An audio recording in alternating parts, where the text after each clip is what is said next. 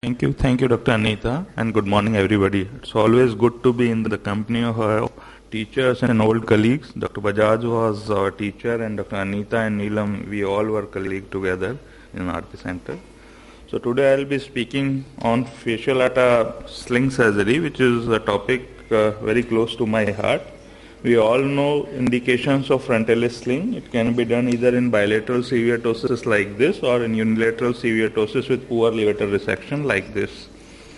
And the material used are nowadays restricted to basically two. Out of all artificial materials, silicone rod has proven its safety and its efficacy. And then the facial atta, which is considered gold standard. So practically there is head-on fight between these two material.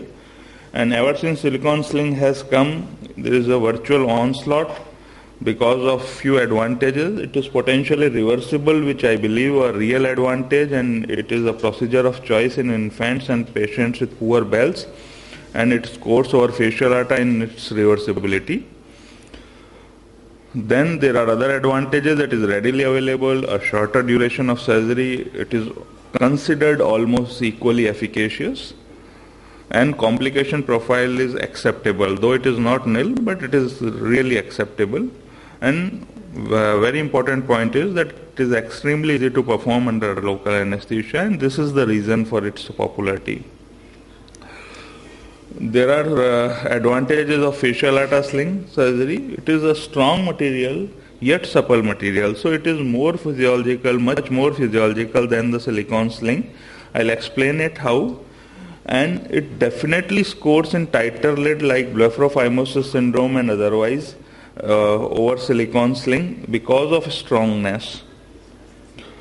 Its elasticity is almost equal to silicone, so it's almost equal on lid lag and leg ophthalmos as on silicone, and it virtually eliminates the problems of extrusion, foreign body granuloma, slippage.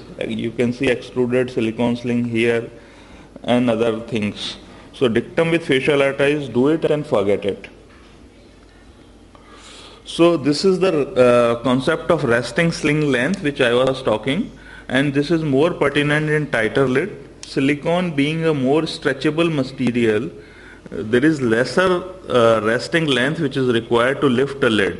While facial atta, it is less stretchable, it is more tougher yet elastic material, so you require a longer sling length in facial atta to lift the lid. And this longer sling length gives you lesser bunching effect, because if you pull the lid with less resting length, then there will be bunching effect, which is not clearly always due to excessive skin muscle excision. Previously what we were thinking that all the bunching effect in sling is because of excessive skin muscle excision, but clearly it is not the case, and it is because of more stretchability and lesser resting length of silicone sling. We are doing a project also in it, and within few days we will come out with the results. So there are certain problems with facial atta also. You need to give a separate thigh incision. There is a longer duration of surgery. It has to be done under general anesthesia. Then there is some difficulty in harvestation and strip making, and it is not possible in very young children, say less than 3-4 years, because you do not get sufficient amount of facial atta there. So winner between facial atta and silicone rod is none, I believe. Both are good. When you harvest facial atta, there is traditional large open incision technique, then smaller incision technique with the help of stripper, but it is very difficult to find right kind of stripper, at least in India, and to achieve a sufficient length and width of facial atta.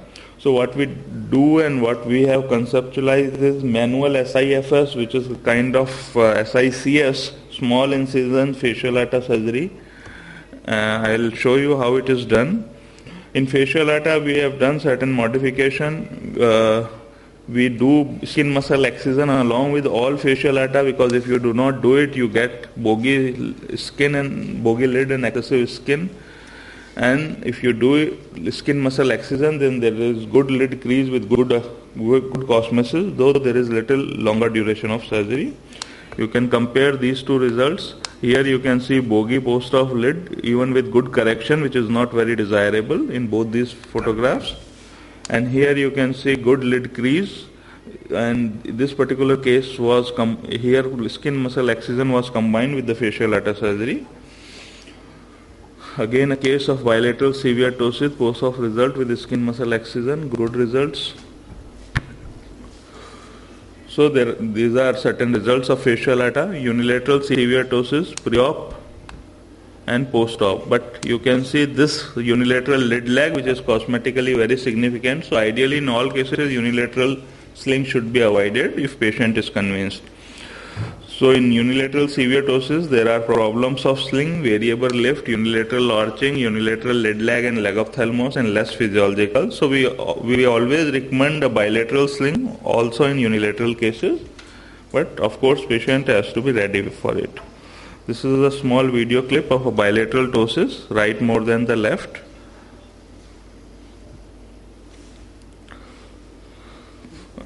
Thigh is open. You can see a 2 centimeter incision is marked on the thigh. It's almost in the center of thigh on lateral aspect. Facial lata, you can see it is exposed. A long scissor is taken and skin and subcutaneous tissue is undermined blindly over the facial lata on both the aspects. So you can have a clear-cut tract.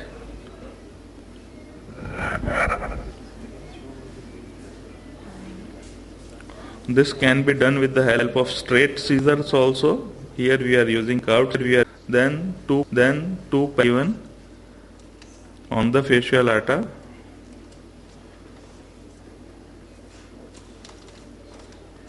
And then these would be enlarged with the help of your long scissor.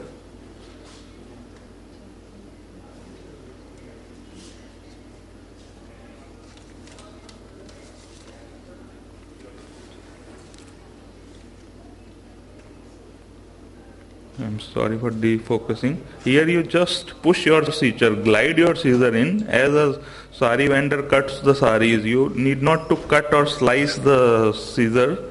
You just push it inside and it will cut in the right manner. Because there are fibers which are vertically arranged, so you just need to slide in your scissor, then hold the facial lata with the forceps and push your scissor with closed lip inside. Just make a vertical tilt slide and you can see the toughness because you are pulling the facial lata with your forceps, and just make a cut over the toughness and you will be able to achieve a right length on one aspect. Same thing is done through other side also. I'm sorry for this. So same thing is done on the other side also.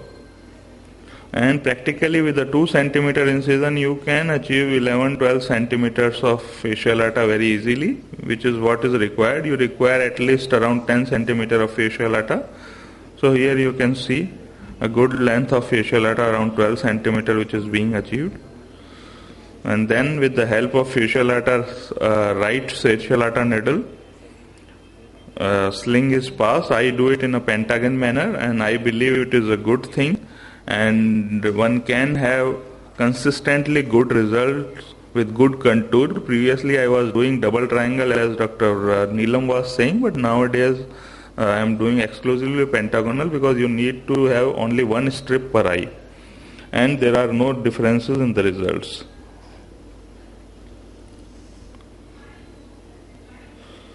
So these are the cases. Unilateral case with the small thigh incision, you can see. Again a bilateral case, again with the small thigh incision and the sufficient amount of length which could be achieved. So to conclude, silicone rod is the best artificial material, no doubt about it till date. And it really scores over facial lata in its potential reversibility. So it is a procedure of choice in infants and in patients with poor bells. And it is a simpler procedure, but I would believe and I would say conclusively that facial lata is still the gold standard. It virtually eliminates the problem of extrusion, granuloma, infection, slippage, though however rare are there, but they are still there, I believe, in at least 10% of cases. And in tighter lids like blepharophimosis syndrome and even otherwise, it is hugely superior because of more resting length which is there in fasciolata. Though there is some learning curve, it requires general anesthesia, thigh incision and a scar on thigh. Thank you. Thank you for your patience. Thank you, Dr. Mukesh.